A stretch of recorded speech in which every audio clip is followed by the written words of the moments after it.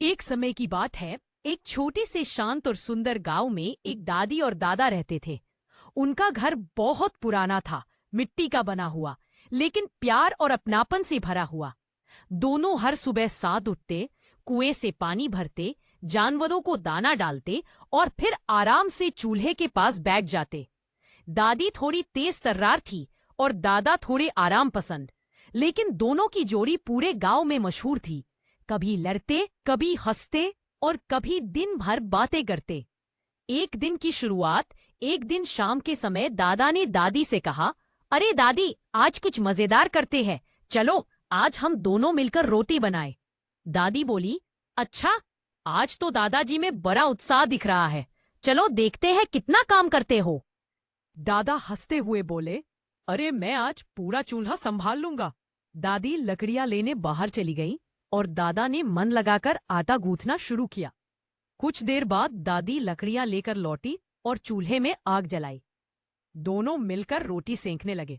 मेहनत के बाद चूल्हे से बस 3 रोटियां निकली, गरम और महकती हुई।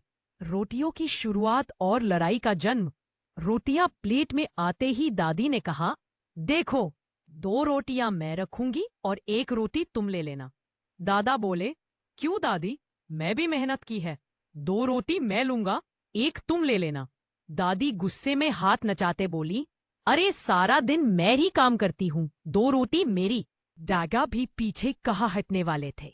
तो क्या मैंने काम नहीं किया? आटा किसने गूंथा? 2 रोटी मेरी। बस यही से एक छोटी सी बात बड़ी लड़ाई में बदल गई। दोनों तर्क देने लगे। एक कहे 2 मेरी, दूसरा कहे 2 मेरी। लेकिन 3 रोटियों में से सिर्फ 2 ही ज्यादा थी और दोनों उसी पर अड़े थे। फैसला, जो पहले उठेगा वही खाएगा। आखिर बहुत देर जगड़ने के बाद दोनों ने एक अनोखा फैसला किया। दादी ने कहा, चलो ठीक है, जो सुबह सबसे पहले उठ जाएगा वही 1 रोटी खा लेगा। बाकी दिनों में भी जो पहले उठेगा वही रोटी खाएगा। दादा बोले, ठीक है, अब लड़ाई खत्म। रात हो गई। दोनों बिस्तर पर सो गए, लेकिन दिमाग में सिर्फ रोटियां घूम रही थीं। पहली सुबह दादी की चालाकी। दादा रात भर आधी आधी नींद में दादी को देखते रहे ताकि दादी पहले ना उठ जाए। लेकिन दादी भी क्या कम थी। वह चुपके से धीरे धीरे उठी, दादा की तरफ देखा, सो रहा है। फिर दादी ने पहली रोटी उठाई और जल्दी जल्दी खा गई।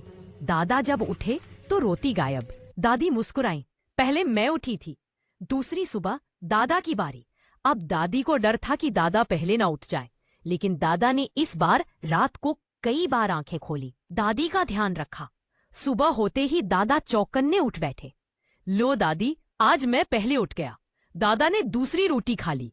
अब दोनों बराबरी पर थे, 1-1 रोटी। 3-4 दिन की तकलीफ, लेकिन समस्या यही खत्म नहीं हुई। तीसरी रोटी के लिए फिर लड़ाई। दोनों सुबह सबसे पहले उठने की कोशिश में रात भर ठीक से सो ही नहीं पाते थे। धीरे धीरे खाने पीने में भी कमी हो गई।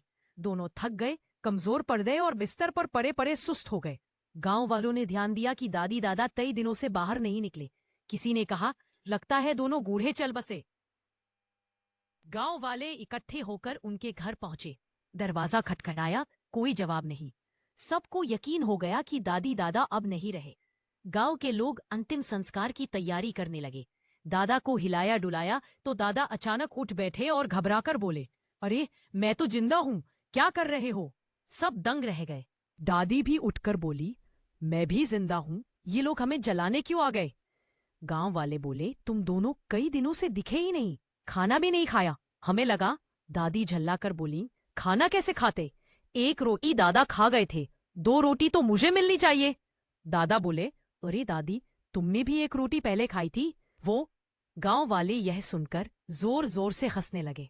सबको समझ आ गया कि ये पूरी कहानी बस 3 रोटियों की लड़ाई थी। दादी और दादा भी शर्मिंदा होकर हंस दिए। आखिर उन्होंने फैसला किया, अब से कभी रोटी को लेकर झगड़ा नहीं करेंगे।